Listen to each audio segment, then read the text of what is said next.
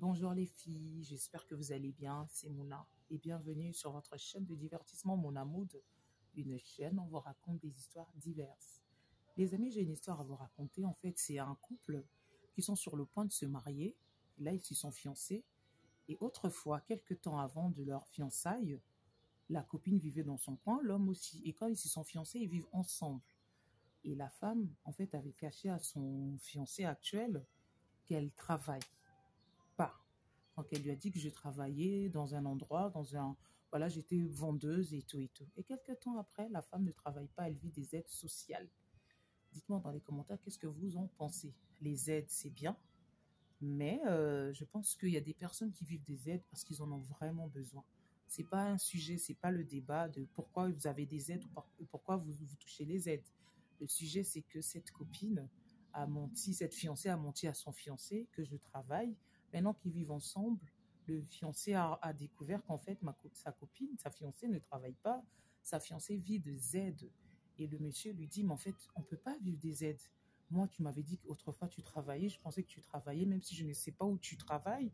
Et j'ai tant demandé à savoir où tu travailles. Tu m'as dit que tu n'aimes pas mélanger ta vie privée, ta vie personnelle. Et ça, je comprends.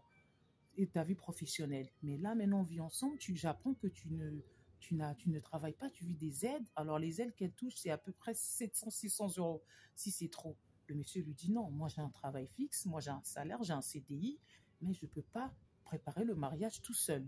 Donc, pour l'instant, on va mettre le mariage en stand-by le temps que toi, tu te trouves un travail. Et lorsque tu vas te trouver un travail, c'est là qu'on va parler de mariage. Ça a un peu mis un peu de problème, un peu de pagaille, un peu d'agitation dans le couple. Le monsieur me dit, mais ma fiancée m'a menti. Demain, c'est quoi encore qu'elle va me ressortir? La morale de l'histoire, c'est que mes amis, j'ai envie de vous dire, lorsqu'on commence une relation, faut tout dire, faut dire la vérité. Ça ne sert à rien de cacher. Peut-être cette femme a caché ça parce qu'elle avait peut-être honte, parce qu'elle pensait je ne sais quoi dans sa tête, et ça, son mensonge l'a rattrapée. Lorsque maintenant elle est fiancée avec son homme, ils vivent ensemble, l'homme réalise que le monsieur, la nana ne travaille pas. La nana vit des aides, elle est obligée de lui dire la vérité.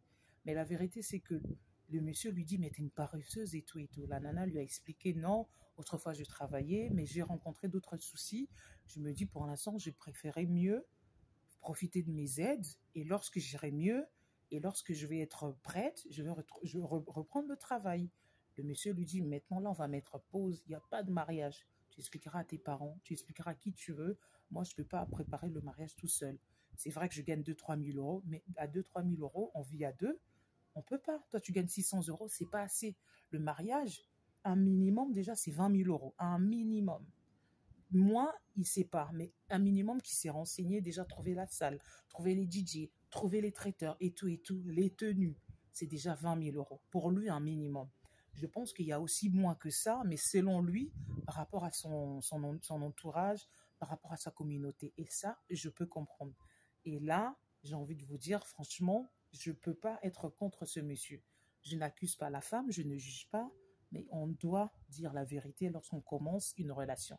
Dites-moi dans les commentaires qu'est-ce que vous en pensez. C'est vrai que lorsqu'on commence une relation, sincèrement, il faudrait vraiment commencer par les vérités. Je pense que ça n'allait pas tuer leur relation si la nana disait tout simplement, écoute, pour l'instant, je ne travaille pas, pour l'instant, je vis des aides sociales. Et le monsieur va lui dire, bah, écoute, il n'y a pas de souci, on attend un peu lorsque tu vas finir tes aides sociales, lorsque tu n'auras plus des aides, tu reprends le travail, comme ça, on va commencer notre engagement, le fiançailles, le mariage. Là, ils ont fait une première partie. La seconde, le monsieur est surpris. Le monsieur me dit, mais finalement, moi, je ne comprends pas les femmes. Finalement, je ne comprends pas la femme. Mais j'ai envie de vous dire, monsieur, ne soyez pas trop dur avec votre femme. Je pense que cette femme a dû cacher ce mensonge. Je ne sais pas pourquoi. Demandez-lui la raison. Moi, je ne connais pas, c'est l'histoire que vous m'avez racontée. Mais j'espère que tout ira bien pour vous. J'espère que votre mariage va finalement commencer à s'organiser, à se préparer et laisser le temps à votre copine, à votre fiancée maintenant. Et j'espère qu'elle va trouver son travail. J'espère qu'elle aura assez pour commencer aussi à mettre sa petite patte avec vous pour faire ce mariage. Dites-moi dans les commentaires qu'est-ce que vous en pensez. Je vous dis à bientôt. C'était Mona sur votre chaîne de divertissement Mona Mood, une chaîne où on vous raconte des histoires diverses. Je vous dis à bientôt mes amis.